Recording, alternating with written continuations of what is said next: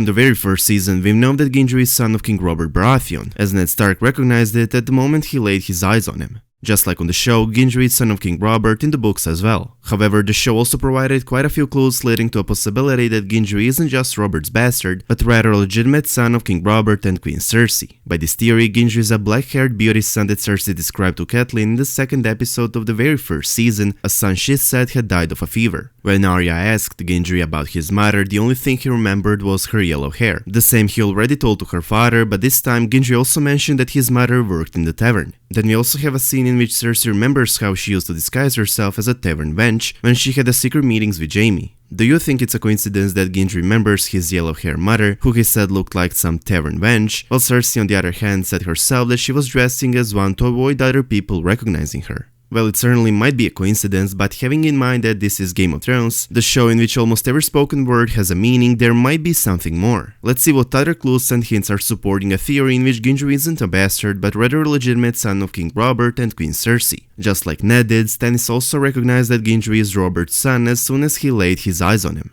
Upon arriving at Dragonstone, Stannis briefly looked over Gendry and confirmed that he is clearly Robert's son, looking just like he did at that age. This matches with Cersei's statement that her black-haired beauty son looked just like Robert. You might wonder why would Cersei give up on her firstborn son, but the answer is simple. Cersei hasn't loved Robert ever since their wedding night, so she decided to send the boy away as soon as he was born, so the rightful heir to the throne would be the child of her and Jaime. On Ned's assertion that she always hated Robert, Cersei responded with, "Hated him? I worshipped him. Every girl in the Seven Kingdoms dreamed of him. But he was mine by oath. And when I finally saw him on our wedding day in the Sept of Baelor, lean and fierce and black-bearded, it was the happiest moment of my life. And that night he crawled on top of me, stinking of wine, and did what he did, what little he could do, and whispered in my ear, Lyanna, your sister was a corpse, I was a living girl, and he loved her more than me."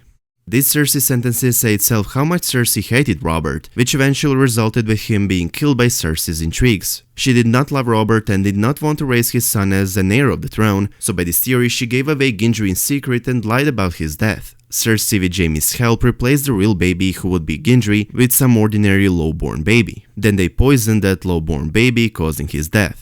Having in mind that the fever caused child's death, Cersei probably used the same poison Peter Baelish and Lysa Arryn used to kill Jon Arryn, the one that causes fever and results with certain death. Recall that in A Dance with Dragons, Varys claims to have switched Rhaegar's son with another baby, so infant swaps have happened before. I'm sure most of you are wondering how would Cersei and Jaime manage to do all of that without being noticed by Robert Baratheon. After all, Cersei mentions that Robert was present when their son's body was taken away. So how could Cersei have sent her living child away without her husband noticing? This was very simple to manage since Robert never attended any of Cersei's childbirths. As Cersei stated herself, Robert would always go hunting when she was about to give birth, and when he would return, Cersei would present him with a baby and he would present her with Stag's head. With Robert away hunting, Cersei and Jaime could have easily replaced her son with either poisoned low-born baby and present it to Robert when he returned from the hunt. I'm also wondering if Jon Arryn, who visited Gendry a few times before his death, actually found out that Gendry is the first and true-born son of his dear friend King Robert Baratheon. What if conversation between Cersei and Jaime on Jon's funeral, in which Cersei expressed concern for their lives in case Jon told the truth to Robert, was the truth about his first son and the only true-born son? Could it be that Cersei and Jaime were worried that Jon might have told someone the truth about her firstborn child, rather than the truth about her incestuous relationship with Jaime? That's definitely the case in my opinion. Pay attention how Jaime only mentions that he and Cersei would be executed if Robert found out the truth. Wouldn't it be them and all three of their children that would be executed if Lord Arryn found out the truth about their incestuous relationship? Long story short, Ned Stark thought he found out the same truth Lord Arryn did, but he might have been wrong, as I believe the most important truth Jon knew was the truth about Gendry. It would also raise a question about Lord Arryn's death, which we all know was orchestrated by Littlefinger. What if Peter Baelish killed the Hand of the King? Of course, beside the fact that it gave him an opportunity to marry Lysa, who he has already been manipulating, but also to prevent Lord Arryn to tell the truth about Gendry to Robert. But why would have Littlefinger even done that? What good did it bring to him in this theory? Well, if Lord Arryn managed to tell King Robert about his only true and eldest son, it wouldn't bring Peter a chance to put the Seven Kingdoms into the state of chaos, from which he benefited.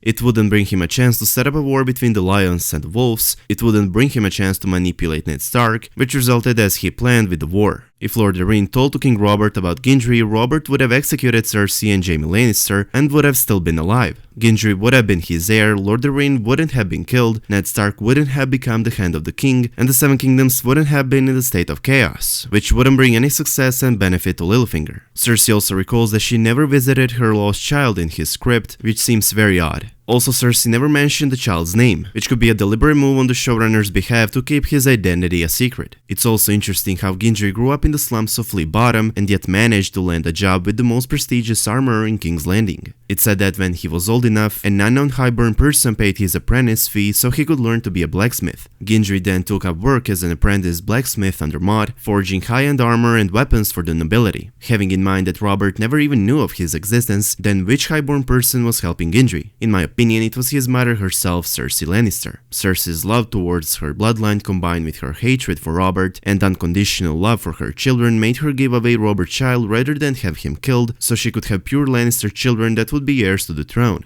Let me remind you that I already shared this theory over a year ago, but this time I provided you more clues and hints. Let me know in the comment section down below if you think Gendry might be Cersei's black-haired son she claims died shortly after birth. While I'm not sure if this theory is going to come true, Gendry's important role in the upcoming season is a certain thing. With the death of King Robert, the massacre of his bastard children, the deaths of Robert's brothers, Renly and Stannis, as well as Stannis' daughter, Gendry is left as the last living person of House Baratheon's bloodline. Therefore, it's safe to say that Gendry will not only have an important role in the final season, but he will also almost certainly survive Game of Thrones. In my opinion, Gendry, who is known as a skilled blacksmith, will be very important in the final season, as I'm expecting from Sam to find out how to make Valyrian steel, and I'm also expecting from Gendry to forge swords out of it. Let me also mention that back in the third season, when Melisandre bought Gendry from the Brotherhood without banners, Gendry, disappointed that Brotherhood sold him to Melisandre, said that he thought he was one of them. He said that he thought he was the part of the Brotherhood without banners, on which Melisandre replied with, "You are more than they are ever going to be. Because of you, the kings will rise and fall." I'm aware that Melisandre by this was pointing on his blood, which he used for blood ritual, but what if there is more than that? What if Melisandre missed the true meaning of that? What if the kings will literally rise and fall because of him, as a result of his own acts? Could, for an example, Gendry cause the fall of the Night King by forging Valyrian steel swords, of which one will be used to put an end to the Night King?